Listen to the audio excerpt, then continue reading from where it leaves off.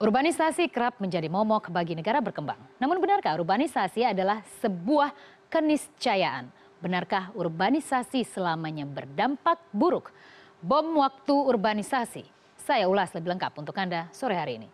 Kita lihat terlebih dahulu dari data terakhir yang didapat dari World Bank yang menunjukkan bahwa memang kawasan yang paling rajin masyarakatnya berurbanisasi adalah masyarakat yang ada di kawasan Asia Timur. Anda lihat, ini adalah peta di kawasan Asia Timur, di mana ini merupakan titik-titik dan termasuk Indonesia sesungguhnya. Indonesia tidak termasuk Asia Timur, tapi paling tidak wilayahnya merembet-rembet di daerah-daerah ataupun negara-negara kawasan berkembang. Kita lihat data 2000 hingga tahun 2010 ada 200 juta jiwa penduduk yang melakukan urbanisasi dan mayoritas disumbang dari wilayah Asia Timur. Lalu selanjutnya dari Asia Timur kita lihat negara dengan urbanisasi terbesar.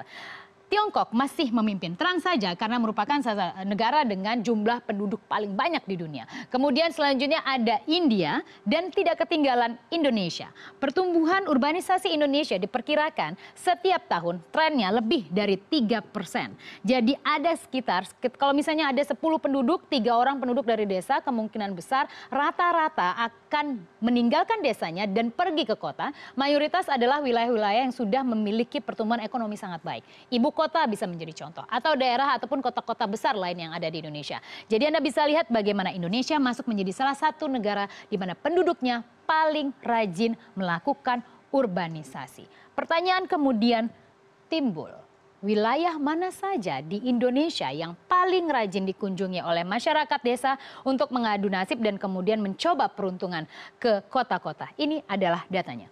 Tidak lain tidak bukan adalah Jakarta dengan lebih dari 10 juta penduduk jumlahnya saat ini, dan Anda lihat menjadi salah satu titik paling favorit untuk masyarakat berurbanisasi. Paling sukanya ke Jakarta.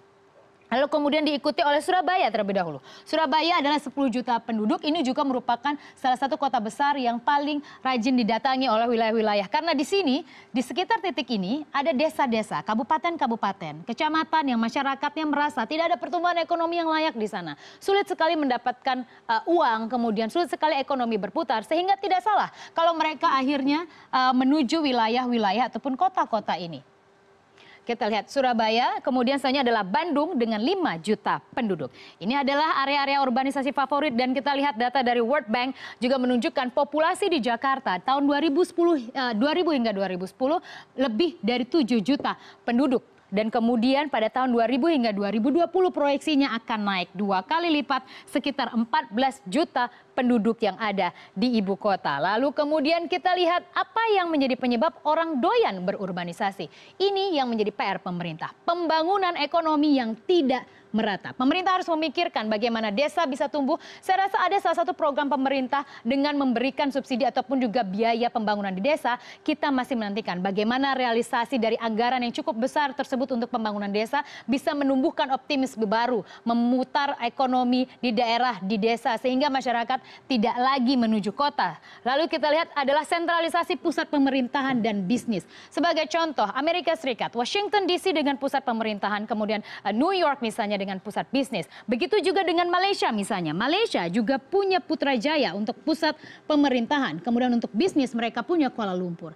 Tampaknya pemerintah harus juga memikirkan apakah dimungkinkan kita memisahkan sentralisasi antara pemerintahan dan kemudian bisnis. Sehingga tidak semuanya tumpah di Jakarta, tumpah semuanya di ibu kota. Dan pemerintah akhirnya harus bingung sendiri, harus membatasi sendiri masyarakat yang bisa masuk ke ibu kota. Lalu urbanisasi ternyata apakah selamanya buruk yang menjadi pertanyaan kemudian? Tidak selamanya. Kita lihat, saya bawa Anda ke data terakhir yang saya punya. Kita lihat bagaimana Tiongkok setiap pertambahan ataupun juga setiap urbanisasi 1% di wilayahnya bisa mendongkrak pertumbuhan ekonominya menjadi 10%. Kita lihat bagaimana India, 13%. Setiap 1% urbanisasi bisa mendongkrak ekonomi nasional 13%. Begitu juga kita lihat dengan Thailand, 7%. Tapi kita lihat bagaimana efek urbanisasi bagi Indonesia, setiap 1% urbanisasi hanya bisa mendongkrak 4%. Apakah urbanisasi salah semuanya? Tidak juga. Asal pemerintah menyiapkan infrastruktur, menyiapkan misalnya sanitasi yang baik, menyiapkan tempat-tempat yang bisa dimanfaatkan maksimal, kemudian juga bisa dijadikan tempat para tokoh ataupun juga pelaku urbanisasi untuk membangun ekonomi mereka. Meskipun urbanisasi, sebenarnya yang salah bukan urbanisasinya, yang salah adalah manajemen urbanisasi yang dilakukan oleh pemerintah. Pemerintah harus menyiapkan lagi infrastruktur yang memang memadai sehingga urbanisasi tidak lagi menjadi kata yang horor bagi perkotaan, tapi justru menjadi salah satu penopang pertumbuhan ekonomi.